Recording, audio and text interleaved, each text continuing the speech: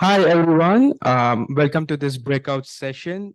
Just to make sure that everyone's in the correct space, this is Living On After You're Gone.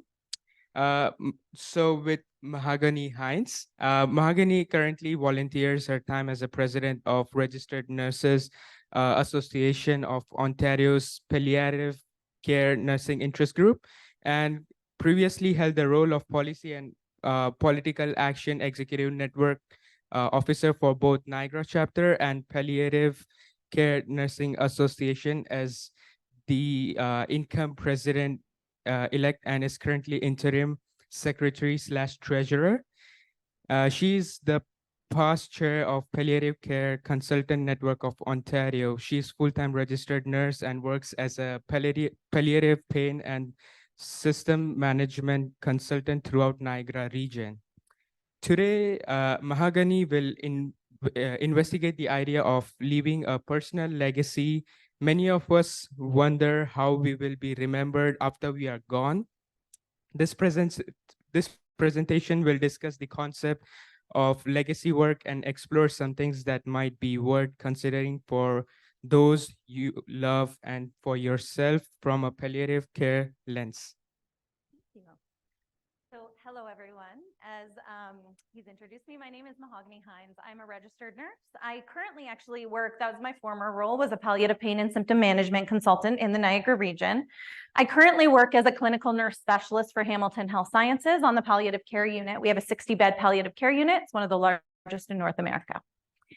I also work for Hospice Palliative Care Ontario as an educator, and I teach. So I spend most of my time talking about palliative and end-of-life care. My background is hospice nursing. So I came into nursing with the sole intention of working in palliative care. And that's exactly where I plan to stay.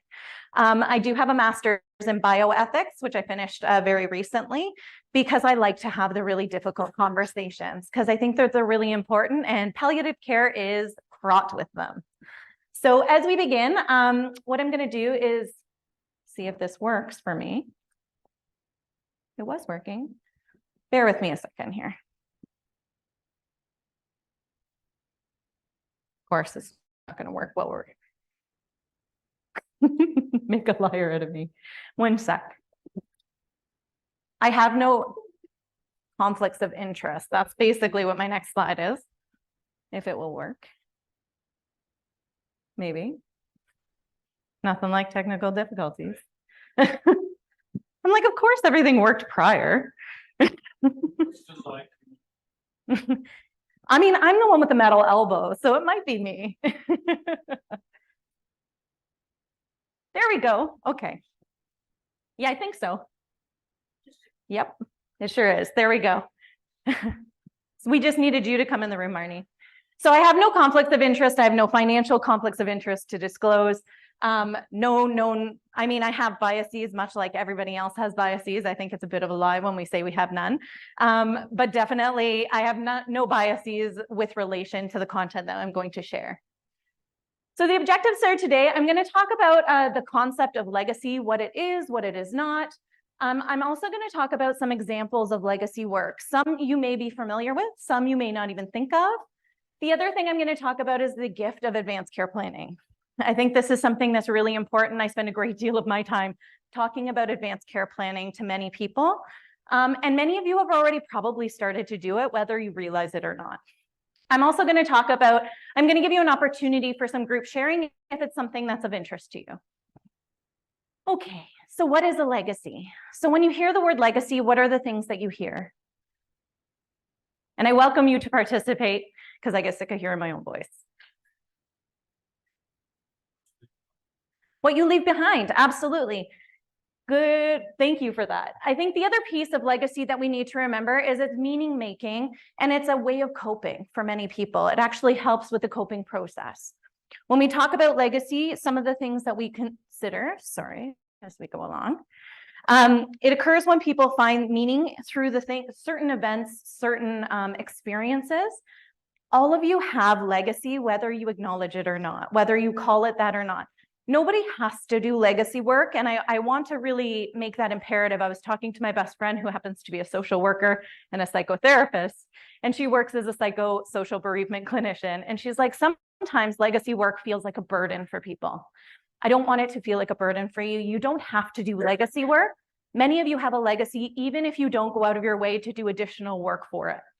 The other piece of legacy work that I think is really important is it doesn't have to be you that does it. So sometimes your families might be the ones that are actually doing the legacy work long after you're gone. Okay? So what is your legacy? So I just want to take a moment and get you to reflect on, what do you want to be remembered for? What do you think you're going to be remembered for? Pardon? Stirring the pot. I love that. Me too. Shenanigans. I love it. I love it.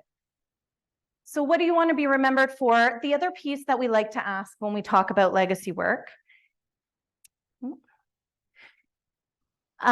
is, how do you think you're going to be remembered? So what do you want to be remembered for, but also how do you think you're going to be remembered?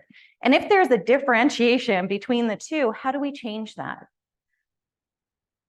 So, oops, I went ahead too many slides. One of the things that I wanted to show you before I get too far ahead. So these are just some examples of my own personal legacy work and family legacy work. And I'm just going to kind of walk through them. So the first one, that's me leaning off the side of the CN Tower. I like doing risky things. I also like shenanigans. This is a quilt that I made out of my grandparents' clothes after they had died. So it's both my grandma and my grandpa's clothes. My grandma's favorite color was purple.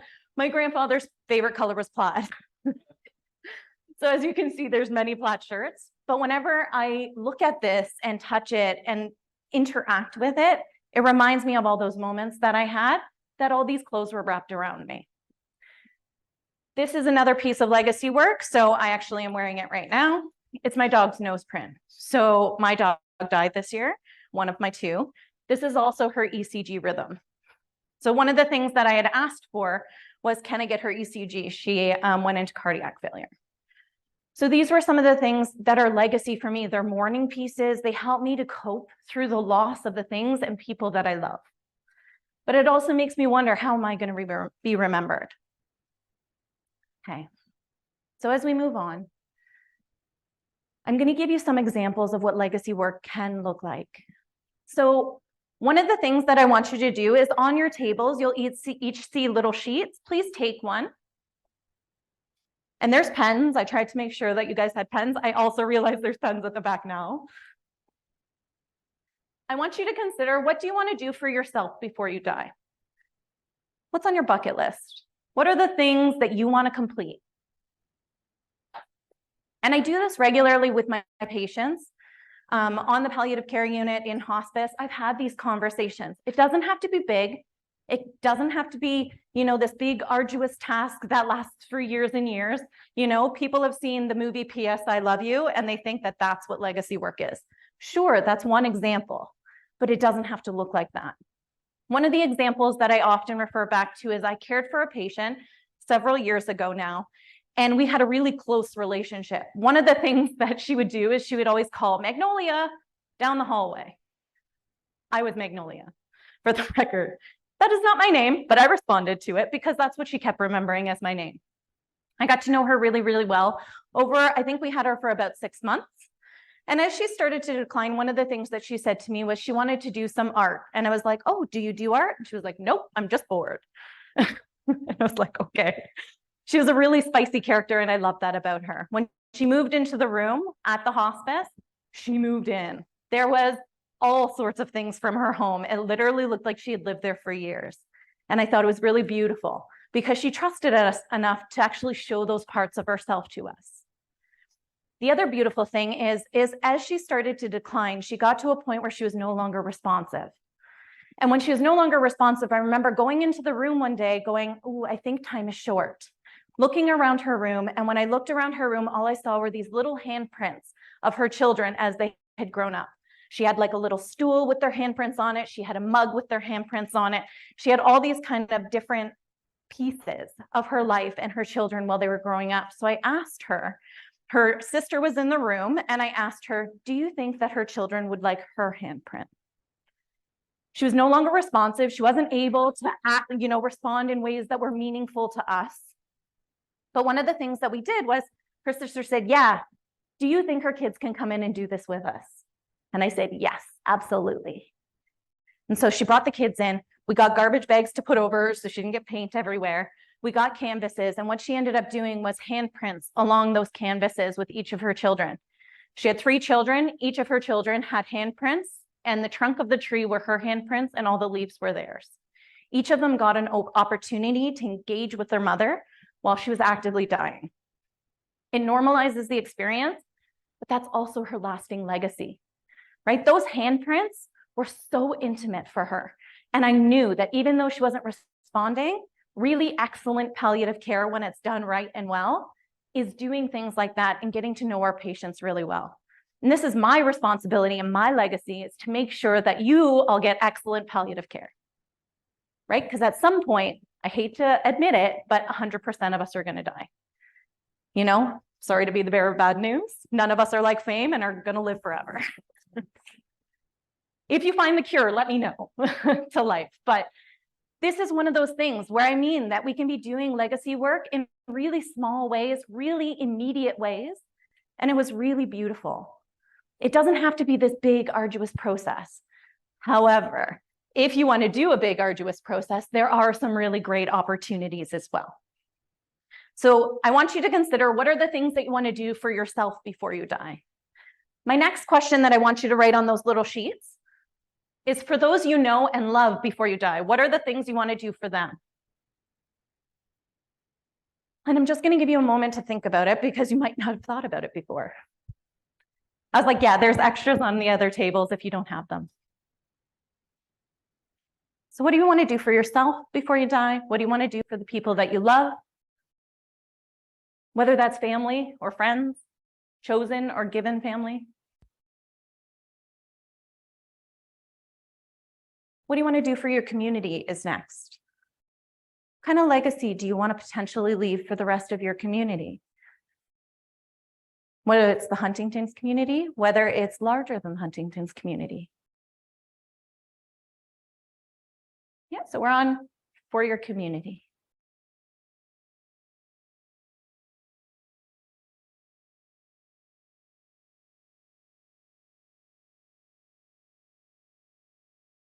And then the last question is, what do you want to leave for the world?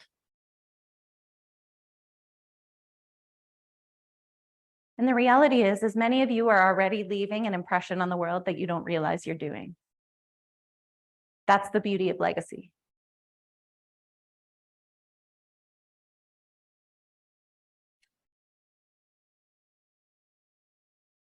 Now I'm going to give you some examples if you're struggling, because sometimes people struggle through some of the bigger ones. We tend to be pretty good with bucket list items for ourselves. But the good thing about bucket lists is it often acts as a catalyst for legacy work, but it also acts as a catalyst for advanced care planning. So we'll talk about that. Some examples that I've seen for legacy, and we have amazing, like I'm very fortunate to have worked in hospice and palliative care sectors, in long-term care and in community. We have amazing social workers, we have amazing art therapists, we have amazing recreation therapists that do a lot of this work with people. So they don't have to do it alone, and we often give them opportunities to think about what could we do. So one of the things that I see in my own care area at St. Peter's, we often do hand molds with families. So while somebody is dying, we'll actually do a hand mold with their family members, so they have something tangible to keep. One of the other things that we do is we do like a scratch off map of all the places they've traveled in the world, which is pretty amazing. Some people, you would not believe how much they've traveled in this life. Some of the other ones that we see are having or adopting or fostering children. Many of you probably are parents. You might even be grandparents. If you're really lucky, you might be a great grandparent. Right? That might be your legacy. Writing cards, writing letters with important memories or for important dates is another one that I frequently see. We might help you write some letters or memories. If you know that your time is coming short, there are opportunities to still engage with the people you love in those moments and know that you're still present. Making videos, music, or art that can hang in their house or their walls. Getting memorial tattoos is one of my favorites, as you can see.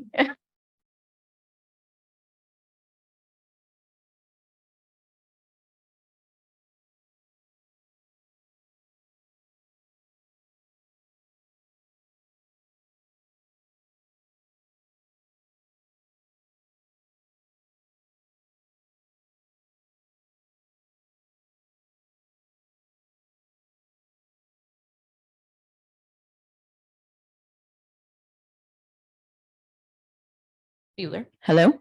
Hello. There we go. So I'm switching to the other mic for my people that are on streaming. So I hope that you can hear me okay with this. So yes, some of the other things that you can do are memorial tattoos. One of the things that's part of my personal vigil plan is I ask that my hair be cut off when I die and my longest dreads be given to my family members that want them. My husband gets first pick if it's something that he wants. He probably doesn't, I can tell you right now.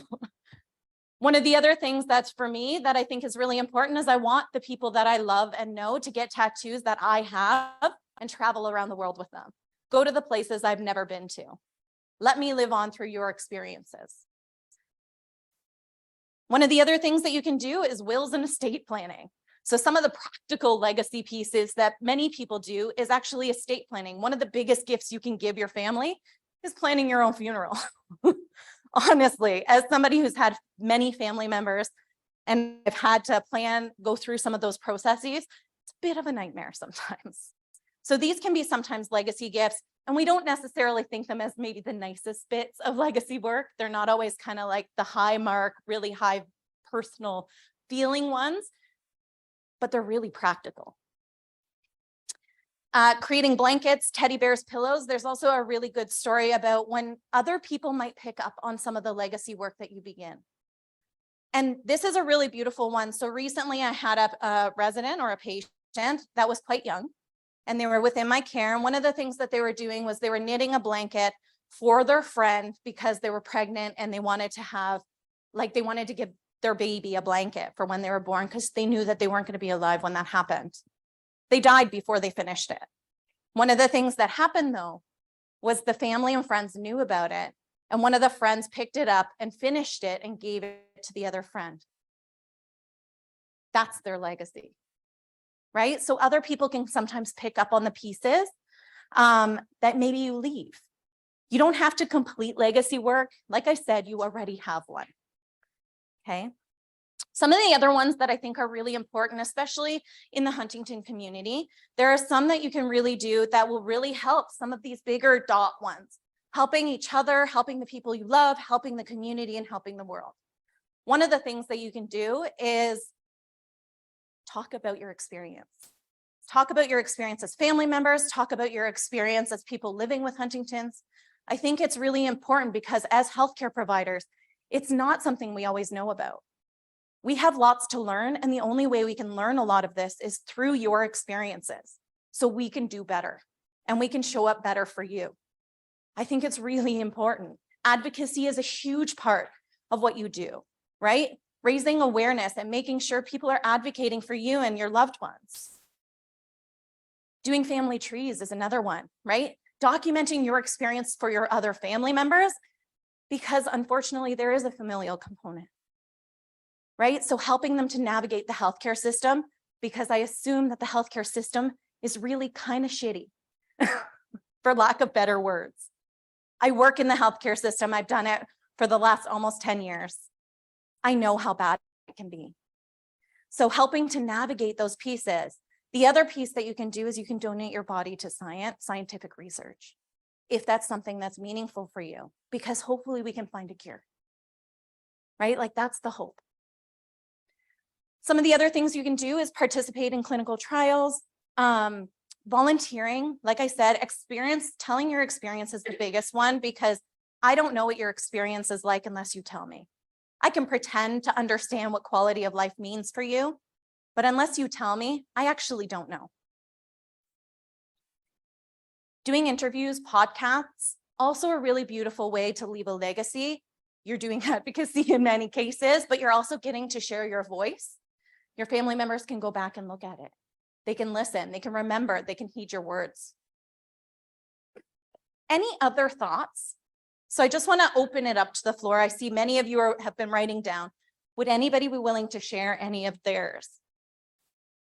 I just wanted to tell a little story.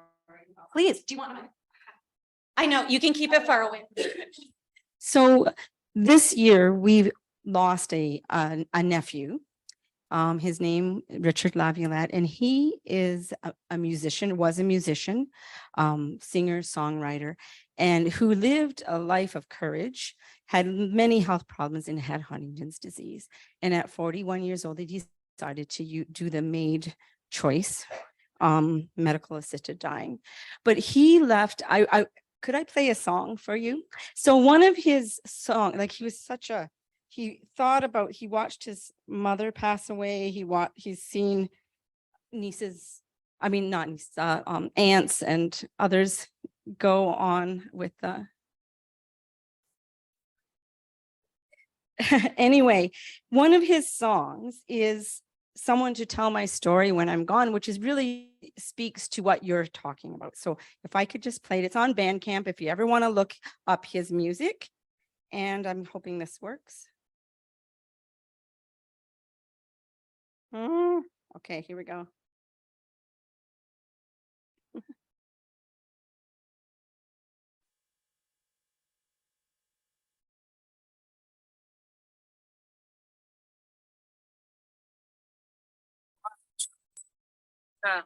Things still take me by surprise. Dust flies up to my eyes and makes me hang on. My childhood's a blur sometime. One day you forget me now. I need something to tell. I spend time with all my friends. I like to hang out with them. Take a look around. They call me when I'm home. Bring me soup and help me up. It's my story now. Pieces of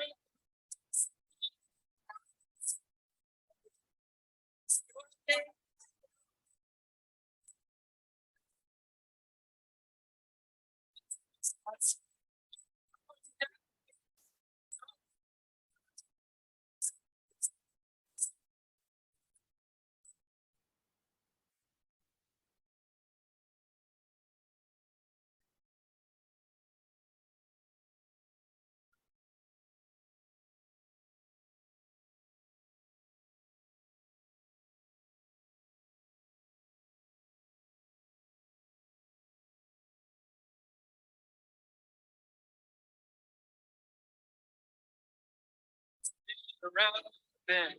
They've been back again. It's friends, they've been their lifelong. Now when we sit and play our music, I write it down. Someone they might need someone to tell the story.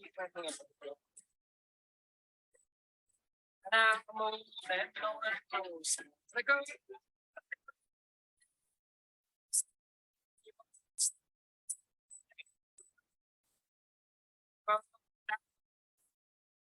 It's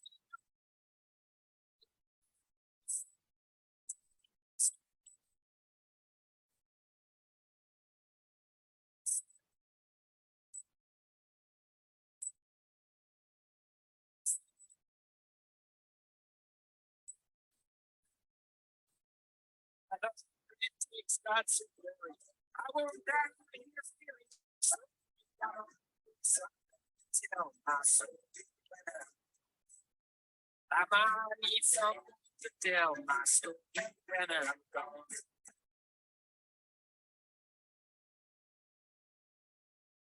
Okay. Anyway, he did leave quite a legacy of music, and we all benefited from his life. And I think we just benefited. So thank you. And I swear I didn't plant her.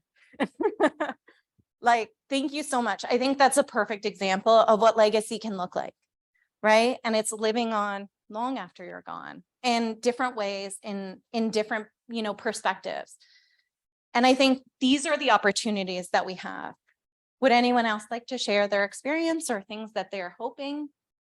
What's on your bucket list? I don't know if people are adverse to swears, but one of the things that sometimes we say is, what's on your bucket list? Right? Life is very short and fragile. Any others? I'm happy to share some of mine. So one of the things that I'm hoping to do before I die is I want to roller skate down in Las Vegas because one of the things that they do is roller con in Vegas, and I am so down for skating the Vegas Strip. So these are some of the things that you can do. They can be big, they can be small.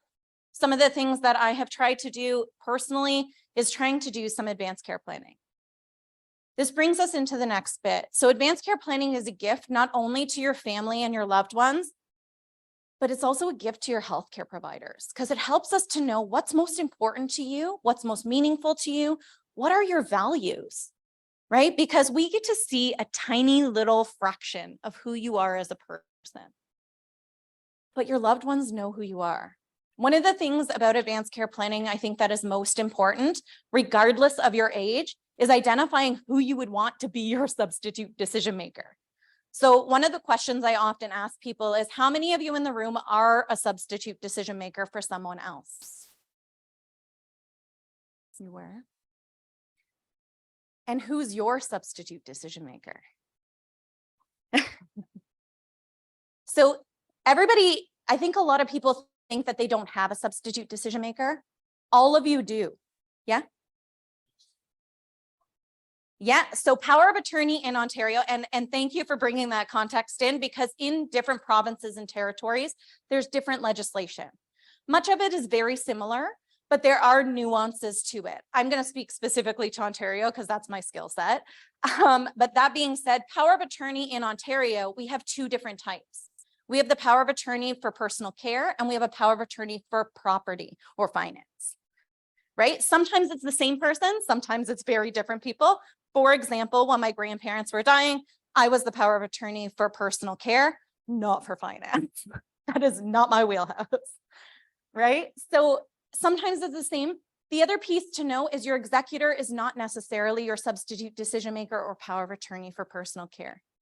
Like I said, sometimes your legacy can be making sure that everything's kind of set up so your loved ones can actually just grieve you instead of worrying about all the fluff, okay? Your wishes and your values, as well as your beliefs, should inform your substitute decision maker in making decisions on your behalf. The reason I have a microphone is because that's the job of the substitute decision maker. It's not to make new decisions on your behalf. It's only to be the microphone for the things you would say for yourself if you were able, okay? It's also important that you record your wishes. You don't have to record them, in a document. You can, but they often change, right? So you can't, one of the things I always hear people say is, I don't want any tubes. I'm like, okay, what does that mean? As a healthcare provider, a catheter is a tube, an IV is a tube, pleural drain's a tube, a G tube's a tube, right? Oftentimes what they mean is intubation, bless you, right? They often mean intubation. They don't want to be maybe kept alive by mechanical ventilation or intubation. And that's okay, but it's important for us to identify what is most important to you. And each time it's going to change. Okay. It's also about talking about what are your fears? What are your worries? When we come into the healthcare realm, it's really important that we know what are the things you're willing to trade and the things that you are absolutely not willing to trade. Right? Sometimes independence is the most important thing for people.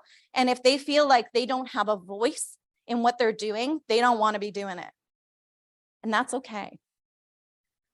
And I'm here to advocate for you as a healthcare provider because it's important for you to have a voice in what happens to you. And then near the end hopes, what are the things that you're afraid of? One of the things that I recently heard from a patient was they were like, oh yeah, I want to get medical assistance in dying. And I was like, okay, can you help me understand why? What's going on? And they were like, well, I'm really scared of dying. I have cancer. My mother had died of cancer and she couldn't breathe. And I don't want to be like that. She looked really fearful. They had colon cancer, very different trajectory, but their only experience with cancer was lung cancer. So by talking to them, and I'm not saying that I'm here to talk people out of MAID, that's not what I'm here to do. But I think it's important to understand, why are people getting it? And sometimes it's fears that aren't actually the reality of what they're going to experience. So how do we make sure you're making informed decisions? Right? That's my job, is to make sure that you make the most informed decision possible. And whatever that looks like, how do I support you in it? But also in really excellent palliative care, how do I support the people you love? because part of their comfort comes from knowing that they're going to be okay after you're gone.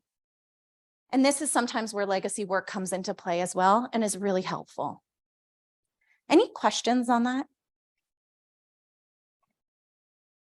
So I'm going to take a moment and I'm going to do some reflection. So this is something called a unilom. And it's basically the path to enlightenment in many different kind of areas. What I want you to consider is, have I given and received love? What did that look like? Did I live my life or someone else's? Who was I living my life for? What did that look like? And finally, have I left the world a little bit better than I found it? You don't have to make big changes to make the world a better place. Just by being who you are often makes it better.